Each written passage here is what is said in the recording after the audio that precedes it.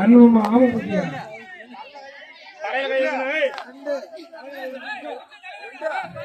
குச்சி தலைவர் குச்சி தலைவர் அருள்மா மணிமாறன தலைவர் மணிமாறன தலையில வச்சுல தலையில வச்சதான் கவுண்ட் பண்ணுவோம் தலையில வச்சதான் கவுண்ட்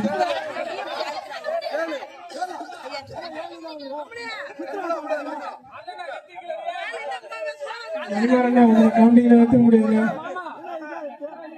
மணிமாறண்ணா நீ கவுண்டிங் ஏற்ற முடியாது. நீ எப்ப தலையில வைக்கிறியா அப்பதான்